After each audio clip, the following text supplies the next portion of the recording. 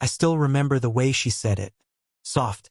Close enough that her breath touched the side of my neck before the words landed. It was the kind of quiet that makes you notice things you usually miss. The scrape of her sleeve when she moved. The small shift of her weight as she leaned in. The pulse in my own throat that felt too loud. Her name was Mara. Mid-40s. The kind of woman who walked into a room as if she had already checked the exits and chosen the one she liked. Confident but carrying something beneath it. Something she never mentioned, but it showed in the way she paused before answering simple questions. The way her eyes drifted to spaces where no one stood.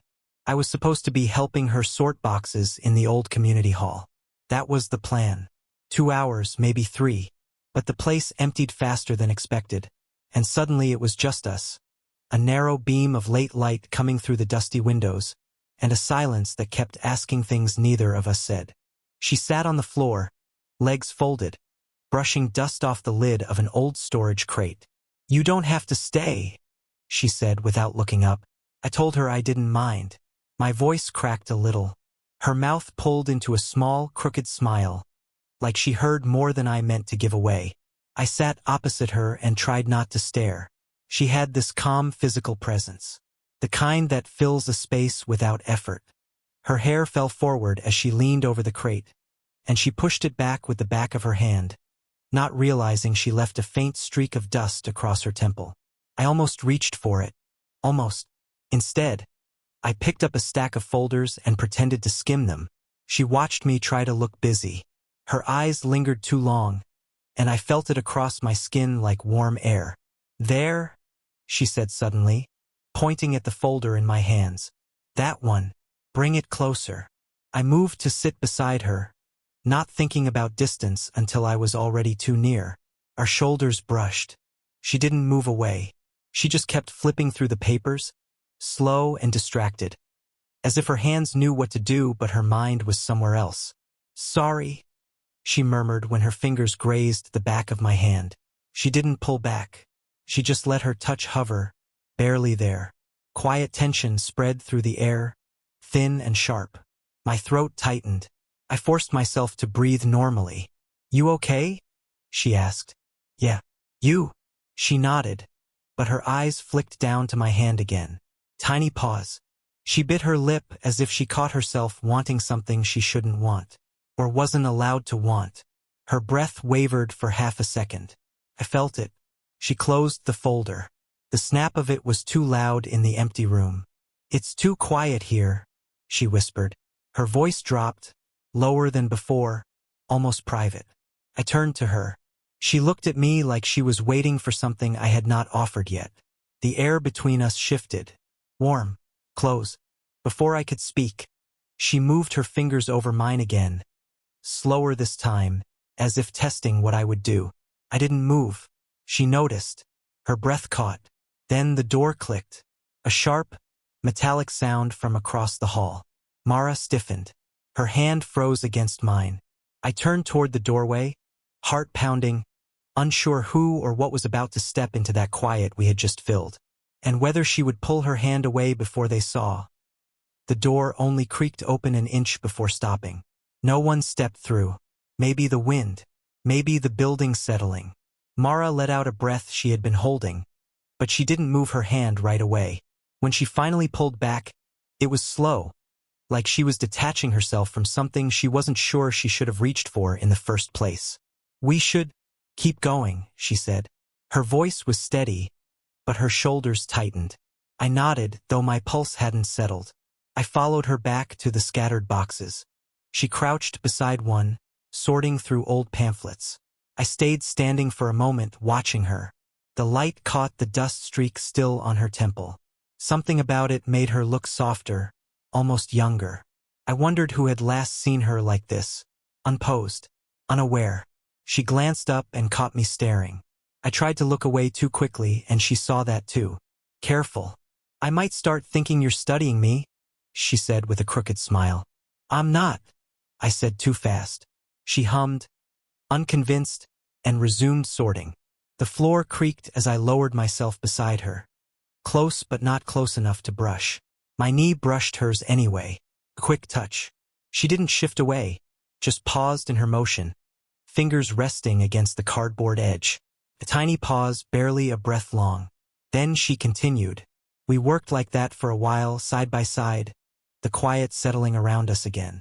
A different quiet this time. Less empty. At one point, she asked, "You ever been in something that ended before you understood why?" Her tone was casual, but the question hit like it came from somewhere else entirely. "Yeah," I said. "Last year." She gave a small nod, waiting. I wasn't sure why she wanted the story, but I gave her pieces of it. A girl my age. It lasted barely 6 months.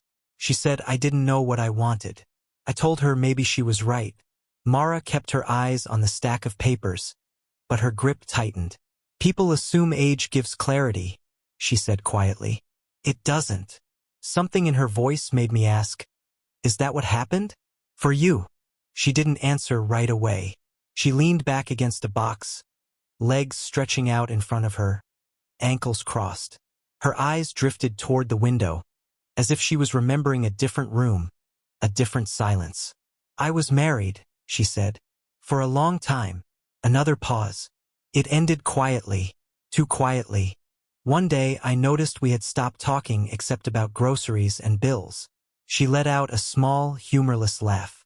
I think I missed the version of myself who didn't settle for that. I didn't know what to say.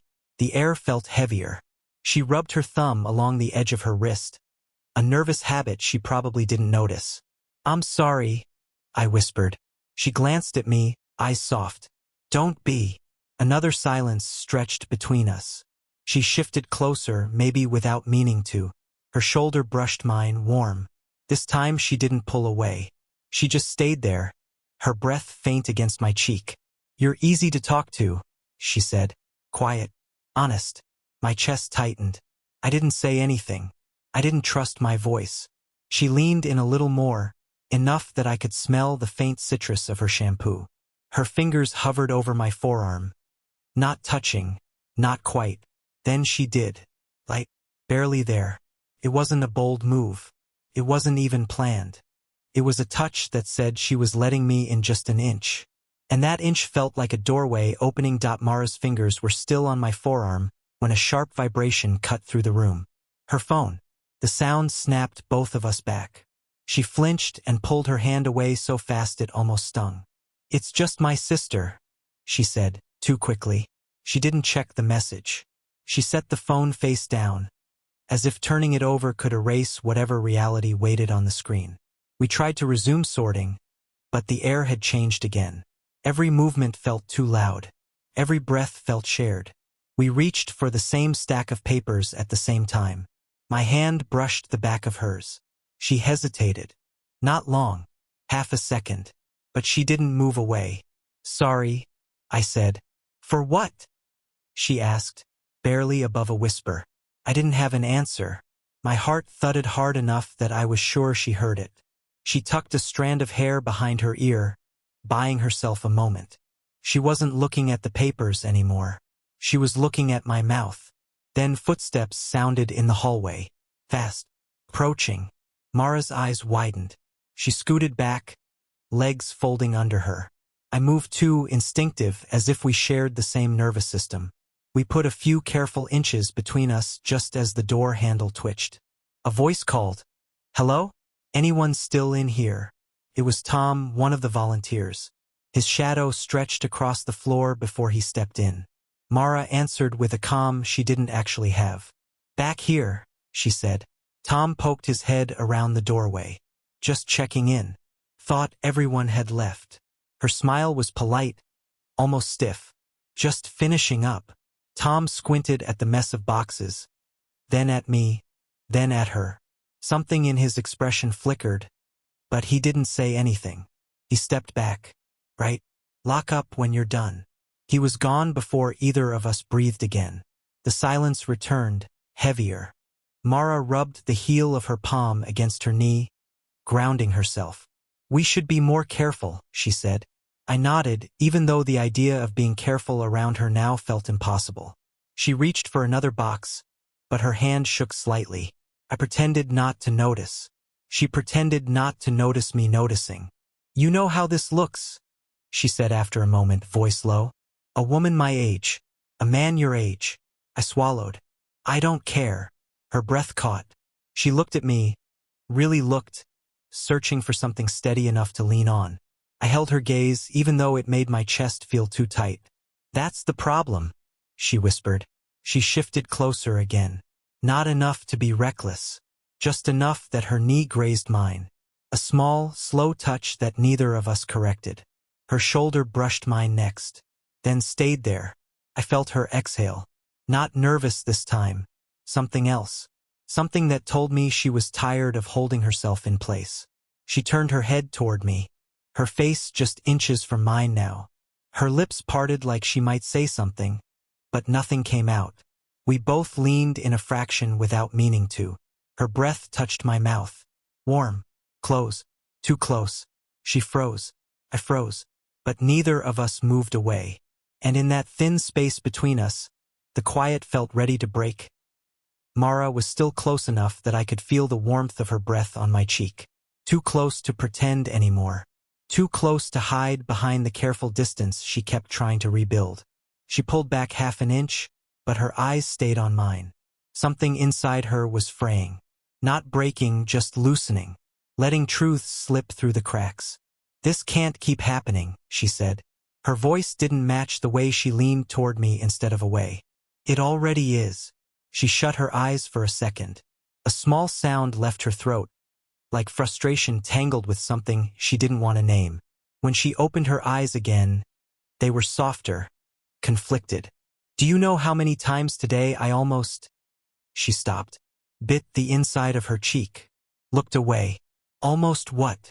She shook her head, ready to swallow the words, but something pushed her past her own caution. Maybe it was the quiet. Maybe it was me watching her with every ounce of attention I had.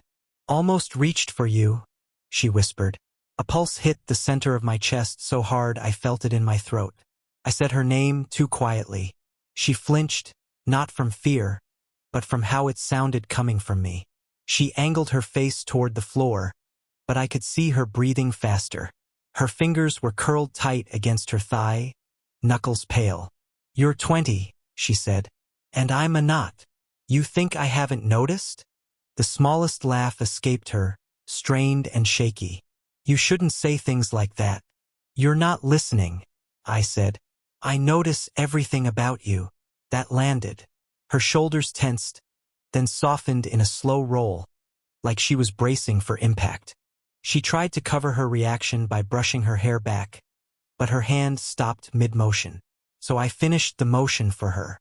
My fingers touched her temple lightly, pushing a loose strand behind her ear. She froze. She didn't breathe. Neither did I. Her skin was warm, softer than I imagined. She closed her eyes again, this time not to escape but to feel it more clearly. Don't, she whispered, but she leaned into my hand. She opened her eyes. Something raw flickered there. Something she hadn't let anyone see in a long time. It made the room feel smaller, the air tighter. You don't know what you're doing to me, she said. Barely voice at all. More breath than sound. I think I do, I murmured. She inhaled sharply. Her hand came up without thinking, fingertips grazing my wrist where it rested near her cheek. A soft, unsure touch, but she didn't pull away.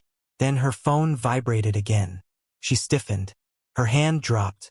My fingers slipped from her skin, leaving behind a heat that made everything inside me tilt. She turned the phone over, jaw tight. A single name lit up the screen. Someone I didn't know. Someone she didn't explain. Something sharp and uninvited twisted inside me. I hated that the phone had her attention when I wanted her to look at me instead. Mara, I said quietly. She didn't look up. I reached out, touched her elbow. Gentle, asking. That made her lift her eyes. Whatever wall she'd been leaning on gave way for a moment. She whispered, If you touch me like that again, I won't stop. And her face was inches from mine, close enough that one more breath would close the last bit of space between us. Her last words were still hanging between us when the phone lit up again. Same name, same insistent glow. Mara swallowed hard and finally answered, turning slightly away from me. Yeah. I'm still here, she said, voice tight. I couldn't hear the reply, but whatever it was made her flinch. Her free hand curled against her thigh, fingers trembling for a second before she forced them still. No, I told you, I'm not. She stopped, listened. Her breath hitched. We can talk later. Not now. She ended the call before the other voice finished. The tension in her shoulders stayed locked in place even after the phone went dark. I waited. She didn't speak. When she finally turned toward me, her eyes weren't soft anymore. They were guarded, the way someone looks when an old ghost suddenly sits beside them. Mara, who was that? She shook her head. Someone who shouldn't matter anymore. A beat. But apparently still does. I didn't push. I didn't have to. She was already unraveling. She stood too fast, brushing past me on her way to the nearest box. Her hip grazed my shoulder. Not intentional. But she froze at the contact anyway, spine going rigid. That was my ex, she said finally. He thinks we might try again. A slow exhale. He's wrong. The words should have settled something. Instead they made something else inside me twist. You didn't tell him no? I said before thinking. She turned sharply. It's not that simple. It could be. Her eyes flashed. Not angry. Stung. Like the truth hit somewhere she didn't want touched. You don't know everything, she said quietly. Then tell me. She looked at the floor. Then at me. Then back at the floor. Her throat worked around a swallowed thought. He heard us, she whispered. My breath stopped. Here. Not today. Yesterday. When he called. I didn't tell you. She rubbed her forehead, the dust streak smudging again. He asked who I was with. I said it was a volunteer. He laughed. Told me I always liked younger attention. Her jaw clenched. He thinks you're... She cut herself off, as if the next word was one she refused to hand over. The heat that hit my chest wasn't embarrassment. It was sharper, protective, maybe possessive, though I didn't want to name it. I stood. She stepped back as I rose, as if my height startled her. Or the intensity on my face did. Mara, I said softer now. Look at me. She did, slowly. And when she met my eyes, something in her steadiness cracked. I didn't correct him, she admitted, because I didn't know what to say. Because part of me... She shook her head, frustrated. Part of me didn't want to lie. Those words pulsed through me like a warm shock. Silence stretched, heavy, electric. I closed the small distance between us. Not touching, just close enough that she had to tilt her chin up to keep eye contact. Her breath wavered. You think he was wrong? I asked. She didn't answer. Instead she stepped back, but her fingers brushed the front of my shirt as she did. Tiny drag, barely pressure, but she left them there longer than she meant to. I don't know what I'm allowed to want, she said. Then decide. She looked at my mouth. 1 heartbeat. 2. Her hand lifted, hovered at my jaw. She didn't touch me, but she didn't pull away either. This whatever we're doing, she whispered, is about to become real. And she didn't step away. Mara's hand was still suspended near my jaw, caught between wanting and stopping herself. Her breath shook once, a tiny break in her composure, and then she finally let her fingers rest against my skin. It wasn't bold. It wasn't planned. It was the kind of touch people make only when they've run out of reasons to pretend they don't need it. I exhaled, slow, careful. Her fingertips warmed the edge of my jaw, and her eyes followed the path of her own touch as if she barely believed she was doing it. You should walk away, she whispered, though her thumb traced a small line near the corner of my mouth. You don't want me to. She closed her eyes for a beat. I don't want to hurt you. I'm standing right here. Her shoulders trembled. Just once. A tiny collapse under the weight of everything she hadn't said for weeks. When she opened her eyes again, they were raw, stripped of every excuse she had used to keep us at arm's length. I stepped closer. She didn't retreat. The air tightened, thick, charged. Every inch between us felt like it carried its own pulse. Mara, I said, voice low, tell me to stop. Her breath caught. Her forehead tipped toward mine, barely touching. I can't. I lifted my hand slowly, giving her every chance to pull back. When my fingers touched her waist, she inhaled sharply, her body tensing before it eased into the contact. She leaned into me, subtle and careful, like she wanted the closeness but was still afraid of what it meant. Her hands slid up my chest, not gripping, just resting, testing, claiming without saying the word. "This is wrong," she murmured. "It doesn't feel wrong. That's what scares me." A small laugh escaped me, breathless. "Then we're both scared." She looked up at me again, and for the first time all night, she didn't try to hide what she wanted. Her gaze held mine, steady and unguarded, vulnerable in a way she would hate if she thought about it too long. "I keep thinking I'll come to my senses," she said. "That I'll say something responsible, something adult. You already did. You told me the truth." Her lips parted at that, not to speak, just reacting. Slowly, she slid her hand up my neck, her palm warm against my skin, her forehead pressed fully against mine now. We stood like that, breathing the same thin pocket of air, wanting the same thing, afraid of the same thing. Then she whispered, "If we do this, everything changes." "I know." Her thumb brushed my cheek. Gentle, careful, final. "And you're sure?" I nodded once. No hesitation. She let out a tight, trembling breath, like someone stepping into cold water after standing on the edge too long. Then she made her choice.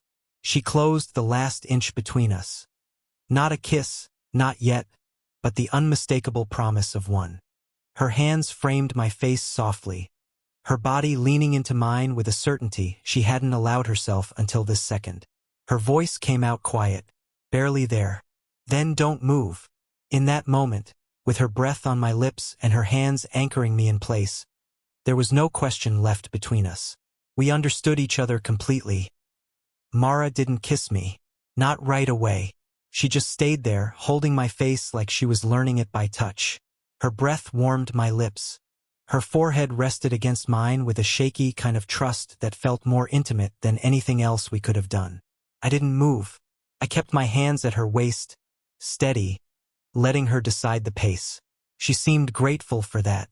Her shoulders dropped, a slow release of tension she'd been carrying for years. "This scares me," she said softly. "I know. I haven't chosen myself in a long time."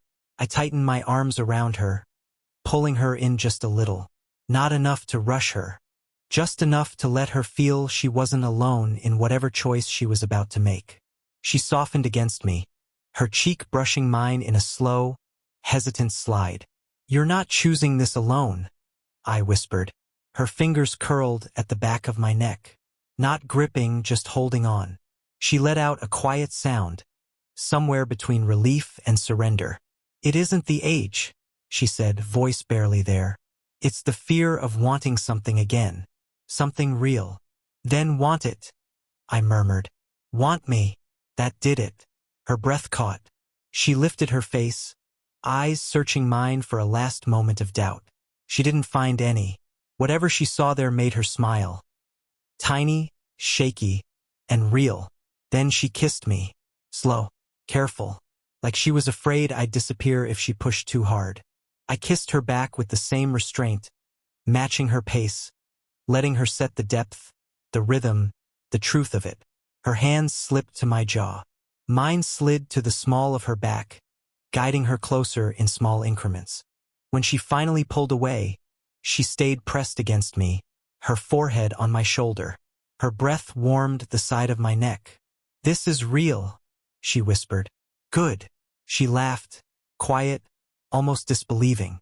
It vibrated softly against my chest.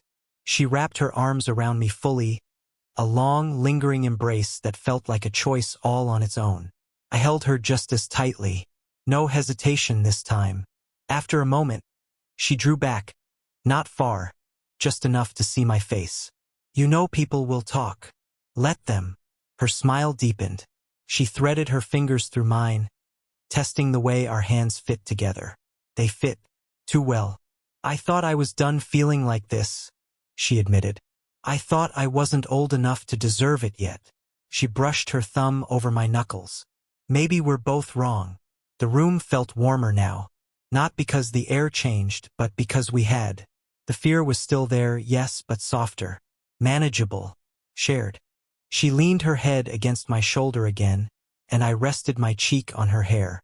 We stayed like that, bodies close, breaths in sync, the quiet finally something comfortable instead of something dangerous. When she lifted her head, she kissed me once more. Light, purposeful, certain. Then let's see where this goes, she said. Together, I answered. She squeezed my hand in silent agreement. And for the first time since we met, the quiet didn't scare her. Did you enjoy the story? What kind of stories would you like to hear next?